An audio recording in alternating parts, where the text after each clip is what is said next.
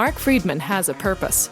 As managing partner and co-founder of Evolved Profits, he and his team have over 40 years of experience in helping businesses free up cash so that it can be reinvested into helping employees, growing the business, and creating positive social impact. He is a serial entrepreneur, CEO, and the best-selling author of Expense to Profit: Eliminate the Costs That Sabotage Your Growth. Marc loves helping companies create more profits while being an agent for change. This is his purpose, and in an effort to help more companies and more people, Marc, along with co-host Yanik Silver, author of Evolved Enterprise, bring you Profits with Purpose, a podcast that aims to do just that. On the show, Marc and Yanik talk to successful corporate decision makers, exploring valuable lessons learned, experiences in growing a company, ways to reduce expenses, and all the ways a company can have a positive social impact. Join us each week and get in on the discussion so we can all have more profits with purpose. And now, here's your host, Marc Freedman. So welcome to Profits with a Purpose. And today's guest, Rob Cornilles, and he wrote this great book called The Sales Game Changer, became a #1 international bestseller. He and I actually both released our books at the same time. We had similar editor authors, as well as a publisher, and he's a good friend. Rob, welcome to Profits with a Purpose podcast. Thanks so much, Marc. By the way, congratulations on starting this podcast. And, if everything else you do is just like this, or if this is just like everything else you do, it's going to be famously successful. And I'm not just saying that. So congratulations to you and your team on everything you're doing with this. Thanks. We really, really appreciate that. I certainly do. His book, The Sales Game Changer, as I mentioned, is really a very, very influential book. He's got some great stories, some great pieces in there. Rob has been invited to share his expertise inside team front offices in most professional and collegiate sports areas, giving him unprecedented access to the best practices in sports and business. He's been a featured presenter for various leagues, bodies, business associations, and conferences. He just recently finished up a nice stint with the PGA. Rob, let's talk about, not necessarily the 2 million miles that you traveled over the past 12 years, well, maybe not the past 2 years, but probably the 12 years before that. Right. But let's talk about, the different things that you've done and, how your impact is able to change businesses. Well, thanks for that. I have had a very blessed career. Like most people, I'm sure, my career took a path I did not anticipate. I started off as a young, enterprising salesperson who didn't know what he was doing. I didn't really want to get into sales. I can say that with real confidence that was not what I wanted to do. That was not my aspiration growing up. It's not what I went to school to become, was a salesperson. But like most people, probably most of your audience, we all recognize soon after school, whether it's high school or a college degree or a master's degree or whatever, that in one way or another, we're all salespeople. And we all have to adopt salesmanship and sales skills in order for us to be better persuaders and influencers and motivators, in order to inspire people, whether they be family members, whether they be colleagues, or certainly the people that work for us, perhaps. And also sales is really about educating people. Everyone's got something that they believe strongly in, whether it's a cause, whether it's in their product or their service, and they want people to enjoy the benefits of that. And so being able to educate their market on how to best access that product or service, or how to tap into that cause, not only to be, charitable, but also to drive their own personal or professional results through that product or service. So I've been able, as you say, over the years to work with hundreds of organizations. It started in sports, and now we have been working over the last 15 years, especially with what I call real businesses. Nothing against my sports friends, but, companies that have to kind of do business the old-fashioned way, or perhaps the more traditional way, because sports teams are kind of an anomaly in that respect. But we've been able to take these ideas to manufacturing, to professional services, to financial service businesses, consultancies, to media, to retail, to consumer goods, and the list goes on, even to the healthcare industry. And it's just been, like I say, a great blessing. I'm very fortunate every day to get to work with such a variety of clients. Very interesting. So let's just dig into your background a little bit. You've got, I believe, a background in entertainment, theatrics, acting. How much of that, experience really goes into, sales? Is so much of sales is sort of like acting? That's an interesting question. I would agree with you. If you are comfortable in front of people, then that's a huge first step to becoming an effective salesperson. However, I would want to make sure that your audience understands that I don't believe good salesmanship is being deceptive. It's not faking it till you make it, right? Like actors would do. I have a good friend, speaking of actors, his name is Glenn Morshower. He's been in over 200 films. He's on television regularly. He's a very prolific character actor. And Glenn said to me one time, we were talking about this concept of really, how do you portray success when you're walking in his case, into an audition, or in my case, if I'm about to give a keynote at a conference or at a corporate retreat, or I'm about to lead a workshop. How do you demonstrate success without coming through as cocky or arrogant? Because that's very unattractive, right? Yeah. And Glenn said, a lot of people have said, fake it till you make it. But the problem with that is once you make it, you're still fake. And so what he and I would say is that acting has helped us in our careers because, as I say, we feel comfortable presenting. Hopefully we feel comfortable speaking. But I have learned, Marc, that being a great salesperson that people want to do business with, if I can put myself in that category, I'm still aspiring in many cases, but if I've achieved any success, it's because I've not learned how to speak well, I've learned how to listen well. Because great salesmanship is getting the other person to talk. So it's through thoughtful, provocative, meaningful, sincere questions, and then listening to their answers. And if you don't quite understand what the answer means, having the courage to delve further into it.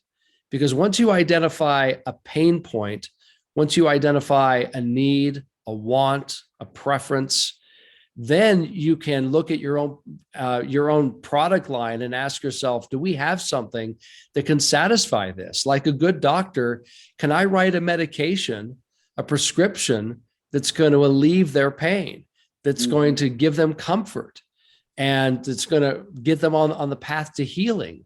And if the answer is yes, that's when your presentation skills come forward. But too many salespeople want to start pitching right out of the gate, and that's a cardinal mistake. Right. Yeah, that trying to sell me something I don't need, right? That's right. Yeah. So let's talk about GameFace, your company. What's really the purpose of your company? What's your bigger why? Our why is to help people, starting with people, and then by extension, helping the businesses or organizations they work for achieve their maximum opportunity and potential for success through better human interactions. I don't think we can ever truly be successful without people. I don't think my life can be blessed in whatever way I'm seeking without good friends, good neighbors, good family members, in my case, good clients. And so what we do every day through our work, whether it's our book, whether it's our workshops, now whether it's through our new masterclass, is we try to help people to articulate their best thoughts, their best intuition, so that the person on the other end of the phone or the person on the other side of the desk sees that a relationship with you would be mutually advantageous. That a relationship means if I hire you for your service, or if I buy your product, or if I join your nonprofit organization and I want to be a part of it, it's because, even selfishly, it's going to help me get the results, the outcomes I'm looking for. So as a salesperson, as a sales trainer, what we try to do is help people to articulate that message so that sales is not a self-serving act, but it's an act to help people. It's an act to serve other people. And if you can serve other people through your products or services, every day is glorious. You never hesitate to make another call, and you never get what we call reluctance, because you're just looking for the next person who's going to get it, that you're there to serve their interests. And when you do that, it's such a fulfilling career. And for me, it's been such a fulfilling business. Wow. That's pretty cool. It really is. I mean, it's a pretty neat intersection when you look at, some of the different types of businesses you've helped in the regular business world, and then the sports businesses. What insights can you give our listeners? Is there something that's similar, or, is the sports world really different than a regular business? Well, it has a lot of peculiarities. One, for example, is that when you sell the sports product, and if your listeners aren't quite sure what I mean by that, when I worked early on in my career, I started working for the LA Clippers basketball team when they were lousy. This is back in the early 1990s. And I thought that if I could just be enthusiastic enough over the phones, that it would be contagious and people would want to be Clipper fans and drive down to South Central, to watch a Clippers game with their young family. Well, that was crazy. That's crazy thinking, right? No one's gonna do that just because I love my product.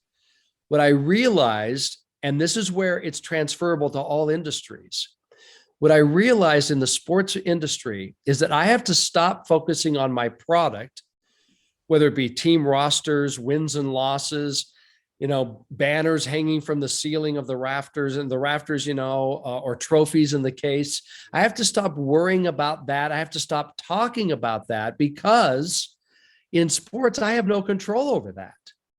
In other words, my product is what it is, and the salesperson cannot affect it. I cannot go into the general manager's office and say, hey, I've got an idea on who our shooting guard ought to be, right? And I'm coming from the sales department. They'd kick me out of their office. They'd probably kick me out of the organization. In almost any other industry, if the salespeople are discovering there's a problem or a fallacy, or if there's a malfunction of their product that they're out there representing, they have to bring it to the design department or to the manufacturing plant and say, hey, we've got an issue here. In sports, you're not allowed to do that. So what I learned, therefore, is that I have to stop worrying about a product I have no control over. Instead, what I have to focus on is not the wins and losses, not the product on the court or the field or the ice. I have to focus on the results people can get from coming to our games.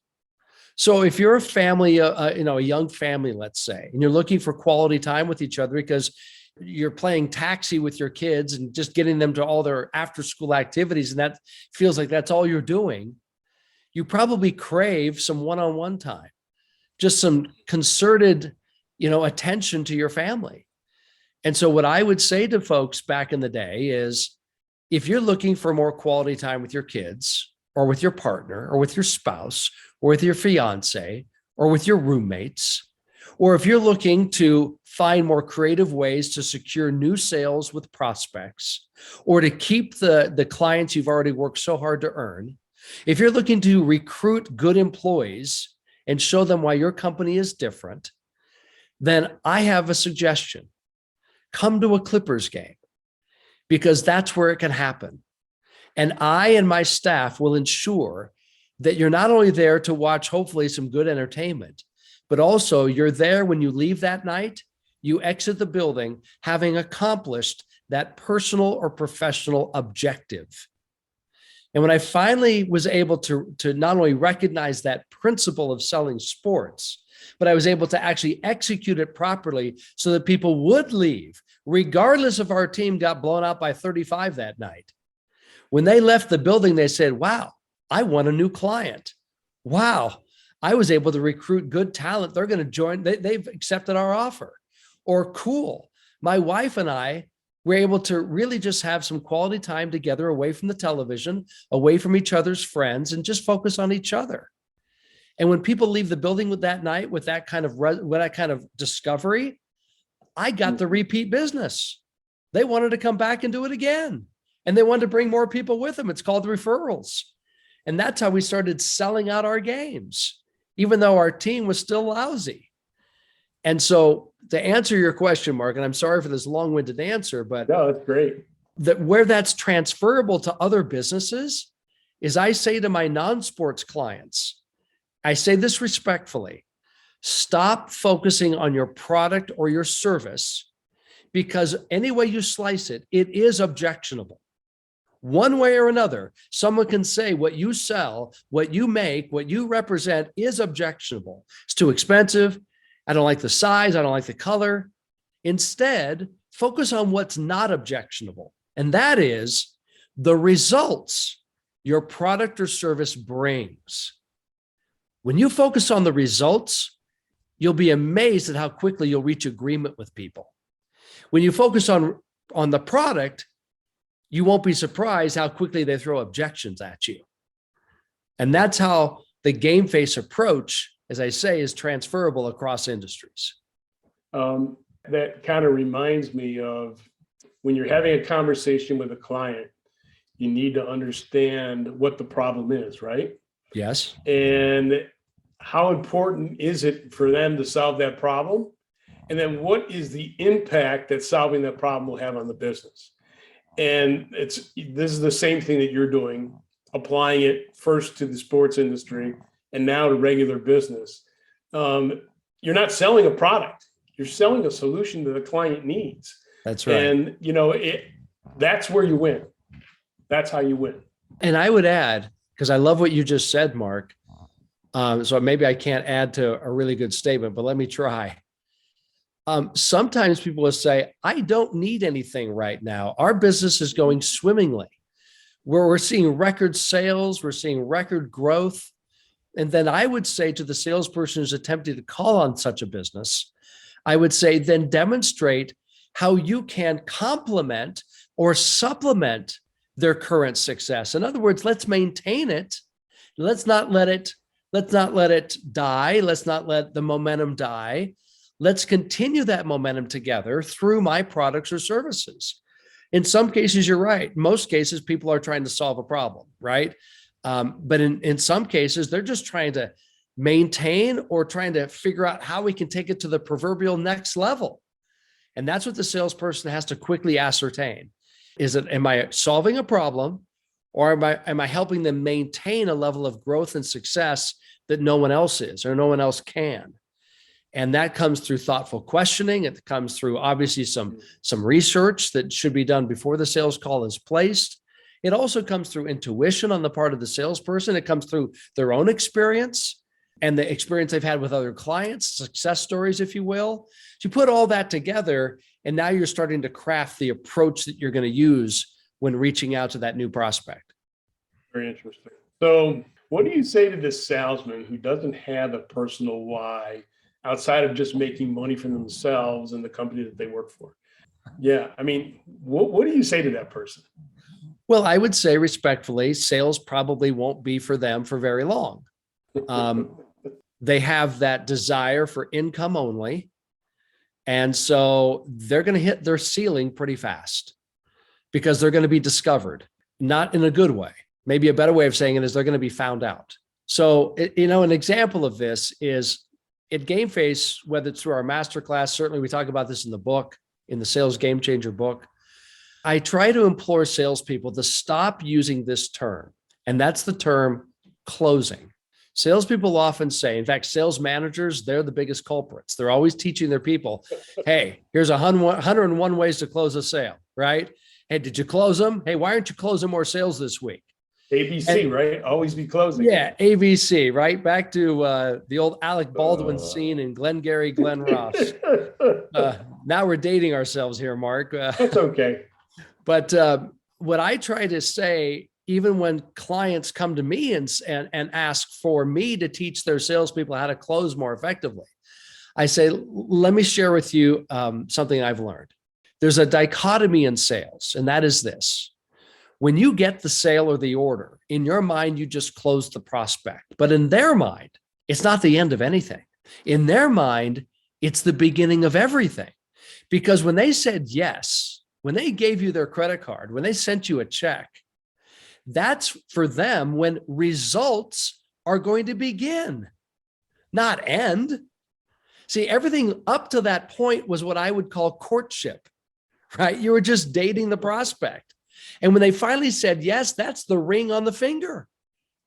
So if you look at putting the ring on the finger as the end of the relationship, you're moving on to the next sucker. I can promise you, you're going to have a very short-lived career. Not to mention, you're probably going to have a very short-lived account. That relationship is not going to renew with you, both personally and professionally, I would add. Sure. So we changed the word to opening. You're not closing the sale, you're opening up the relationship. Now, some of your listeners may find that too soft, right? That's too flowery for them. If they don't want to literally use that terminology, fine, but they can at least use the mentality. The mentality is we're not closing sales, we're opening relationships. And if you go into every transaction with that mindset, you'll see repeat business more frequently. And because I mentioned this earlier, you'll see more referral business because they love to tell their friends and associates and neighbors about you because you're the person that not only, quote, sold them, but you're also the person who's continuing to assist them in getting a renewal of results week after week, month after month, year after year. And you're the salesperson they love.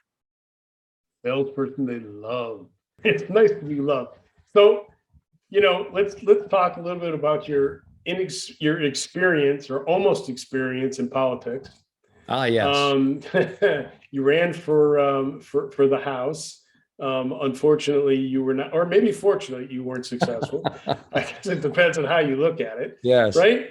But can you give us some talk about maybe some unique experiences that are business relevant insights that you gained and how that helped you pivot back into what you do best? Well, thank you. So just a little bit on that background. In 2009, I announced that I was running for the U.S. House of Representatives or Congress from the state where I lived at the time, which was Oregon. And I was going to represent the Portland area. That's the congressional district I was running for. Since then, by the way, in 2016, my family and our business relocated to Salt Lake City, Utah, for a lot of different reasons, all of which have turned out to be just excellent for us. So we're very happy with that move. But I'm an Oregonian. My wife and I were both born in the Portland area, so raised in that community, love that community, and wish nothing but the best for that community. So when I announced my candidacy, Marc, one of the things I did not anticipate, which became very clear quickly, and that is, well, okay, you're a candidate for Congress. You must be an expert in my issue. Not you must be as though I assume you are. No, I demand that you become an expert in my issue, whether it's agriculture, whether it's tax policy, whether it's social issues, whether it's education, whatever it is that I feel strongly about, I demand that you become an expert in my issue. And so I'm going to ask you a bunch of hard questions right now. And if you waffle or if you hedge, if you try to be too nuanced in your answers, then you must be a stereotypical politician, right? You're just avoiding it.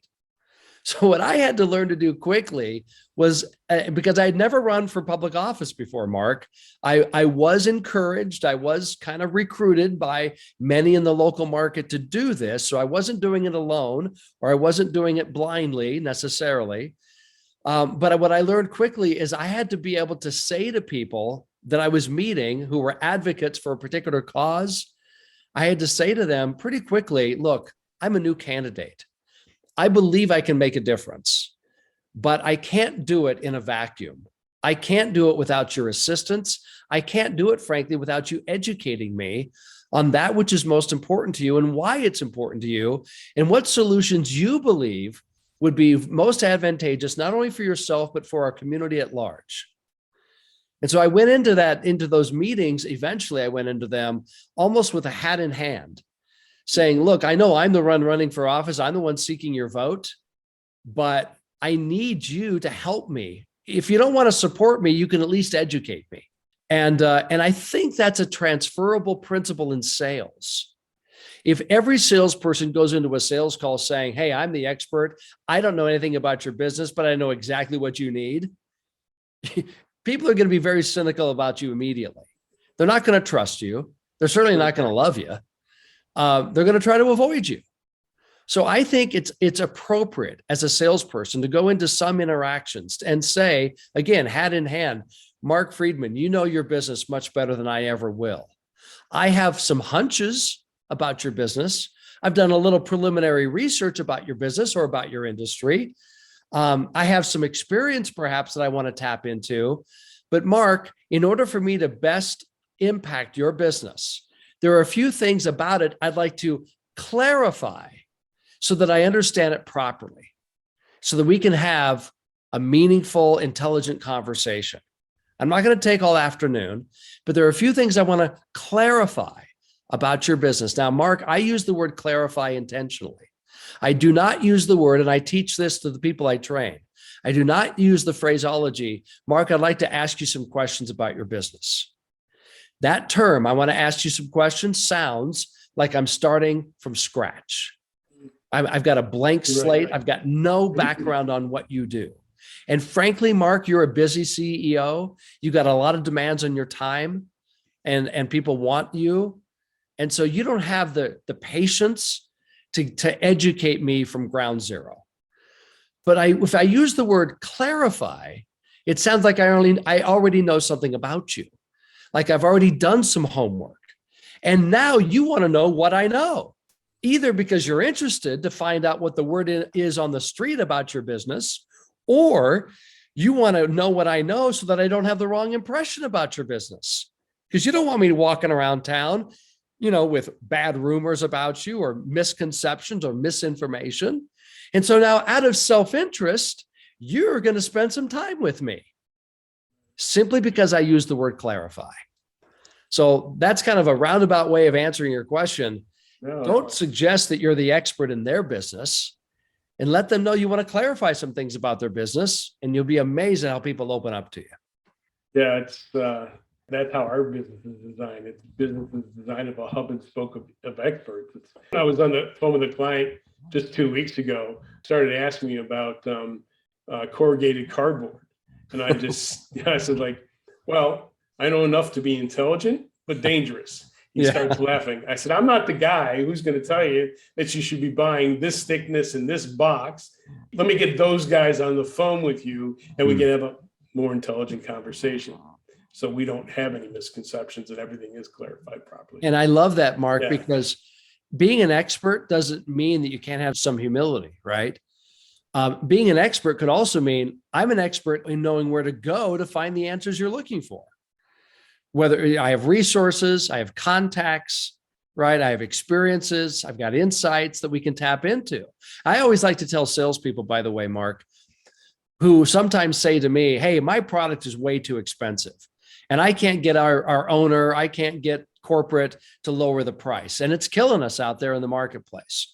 Now, I don't go in and fight their battles for them necessarily, unless I've got influence with those decision makers. But one thing I would just kind of say generally to salespeople is remember, every time someone buys your product or your service, they're not just buying that which is on the shelf or that which is going to show up on their doorstep. They're also buying you. They're buying your expertise. They're buying your consultative nature. They're buying your best advice. They're buying your best thinking. So don't undersell the value that you bring to the offering, right? And so I chastise salespeople who say our price is too expensive. And that because I say, well, you telling me that you don't bring the value? You don't make up the difference? You've got to be a more consultative, more expert salesperson than your competitors who might have a lower price. Because through your work, through your best thinking, you can make up the difference in price and justify it, therefore, in the mind of your buyer. So here's kind of a throwback type question, but there's a lot of people who they don't do what you do, but they're in the revenue producing consulting business. Is that a politically way to phrase that? How do you differentiate GameFace from all the other guys, other than the illustration you just gave yourself, obviously, was that you make a difference. You are the difference. You make up the value. How do you differentiate GameFace from the other people that are out there trying to help businesses be more successful? I think that might be answered by the comment one of my clients made to me, who wanted to drive me to the airport after working with his large sales team in a major market at a major brand. And he said to me, because he was a little bit cynical about bringing in an outside sales trainer, and he thought internally they could handle it. But he said to me, I spent 3 days with their team. He said, you just taught my salespeople to sell the way I want to be sold to. And so that perhaps one of the nicest compliments anyone's ever extended to me. So I would ask anyone listening to the really good question you just posed, how do you want to be sold to, right? Most people abhor salespeople, right? Even if they are a salesperson, they don't like getting sales calls from others. And so what I would say is the secret sauce that we bring is not only our style is one that people seem to respond well to. And I probably shouldn't self-describe, but we're not slick. We're not sleazy. We're not slimy. We're not shady. We're not sly. We're not sneaky. We're not self-centered in our approach. Rather, we bring an approach that is, as I said earlier, we help people articulate the intuitive. So we know the way people want to sell, but sometimes they don't know how to say it. They don't know how to present it. They don't know how to position it. They don't know how to message it.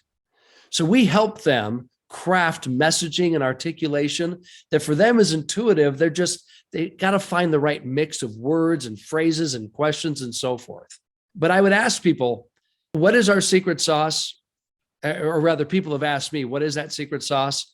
And it's this.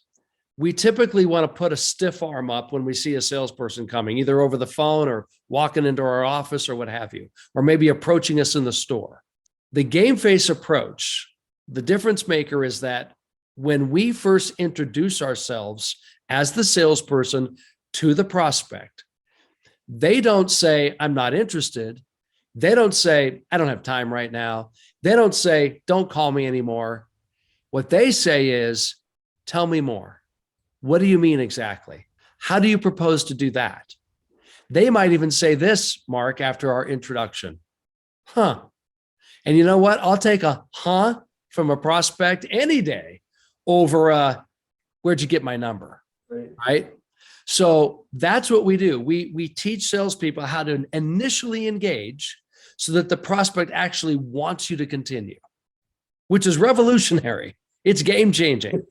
And then after they've invited you to continue, we teach the salespeople how to go through that entire, what we call sales cycle, the entire process of selling from that initial introduction, hello, my name is, all the way down to, if you will, Visa or MasterCard, please, and getting a referral, and then getting the repeat business. We teach them that whole process in an intuitive way where the prospect is constantly inviting us to go on. Yeah, so let's talk about the going on part now, because you have just announced recently that you're starting this masterclass program, kind of like a mastermind of game-changing, GameFace motivation for people to learn how to do it right. And it's opening up, normally you're in a business environment in front of people. This is opening it up to people no matter where they are, because as COVID has shown us, fortunately or unfortunately, a lot of us have had to pivot a little bit about how we do business. So why don't you talk about that real quick? Sure. Because we're running out of time. But I think it's really pretty intuitive, and I think it's an excellent opportunity for maybe the guy who doesn't have a big sales team that can't afford your services up front. It's a way for them to be able to get that same information on a one-to-one basis and really, really be able to, tune up what they're doing to be more successful. You said it perfectly, Marc. If people go to gamefaceacademy.com, they'll learn all about the masterclass. We have 3 options for people to choose from, depending on their price point, depending on how much time they want to spend with the content, how much time they want to spend with me or members of my team, how much one-on-one consulting they want to get along with the training. So 3 great options to choose from at gamefaceacademy.com. They can take it. It's a 10-week course. It's designed with assignments and projects that they'll be doing along with us, respective to their own product, their own service, their brand, et cetera. And you said it perfectly. It's for that person who doesn't have a big budget, who doesn't have a big staff, but they want access to the same content that we've been using with name brands all around the world for 25 plus years. So the other thing that I would like to do, Marc, for your listeners, especially as we're celebrating the launch of your podcast, if people want to go to gamefacesales.com, gamefacesales.com is where they can go to get free sales tip videos from me on a whole host of sales topics. And these are what I would call a sales cup of coffee, meaning it's about 1 to 3 minutes long each video. We'll gift them 3 weeks of sales tip videos just because they're one of your listeners. And it's my thank you to you and them for staying with us during this episode. Wow, that's terrific. I really appreciate that. And then my last question is, because this is what we're all about, Profits with a Purpose, is what are you doing to give back? How are you positively impacting society and what GameFace is doing both as a company and then what you're being able to help businesses that you help, what they're able to do as well? Well, it's interesting. You and I have had many conversations in our relationship. One of the things I remember us talking about at one time was, in order for a company to give back, you have to be getting first. And I say you got to be getting revenues, right? You won't have the luxury of giving back unless you're first getting revenues. And I don't mean to sound, coarse, but it's interesting. It seems like revenues seem to solve most problems in business, right? So novel concept. So if you can increase your revenues, and that's where GameFace comes in. That's where we are of service to our clients. We will assist them in growing their revenues so that they can give more, they can be more socially responsible in their communities and allow or afford their employees to do the same. If their employees are meeting the goals of management or ownership and achieving those revenue goals, then the employees can enjoy the fruits of their labors by giving back as well. As far as GameFace goes, I've been very fortunate to be on several nonprofit boards throughout my career, whether it's in the healthcare industry, whether it's with youth athletics, whether it's I've been the chairman of a council in Boy Scouts of America, where I served. I've also served on Special Olympics boards throughout my career. And these are some of the hot buttons for me, helping kids to develop into leaders and to helping them develop skills that will serve them well throughout their life. I also teach at 2 universities. I don't do it for the money, with all respect to my 2 university partners. But I'm trying to help young people teach them sales right the first time, so they don't have to go through the school of hard knocks and make a bunch of mistakes and miss opportunities, as well as maybe you, as well as been there, done that. It's really a disservice to their employer if they're not selling properly the first time. So I want them to be of great value and use to their employers. And that's why I work in universities teaching sales, sales management, sales leadership, so they can be great contributors when they get out there in the workforce. That's actually phenomenal, because I know when I went to school and took those classes, it was book type stuff. It was, there was nothing like you're providing today to really help people have an insight enough where they can start on the right foot, rather than, as you already mentioned, and I've experienced myself, that school of hard knocks, those are tough lessons. You can ask my wife; she'll tell you. Yes. But it is what it is, and this has been wonderful. It's always great to talk to you. Your insights are really always welcomed. They're intuitive, they're helpful, they are game changers, pun intended. And it's always great because you have your game face on always whenever we talk. So, Rob, it's been wonderful. Thank you for being a guest, and I look forward to the next time we talk. Thank you, Marc. All the best as Profits with Purpose continues to grow. Love what you're doing. Thanks, man.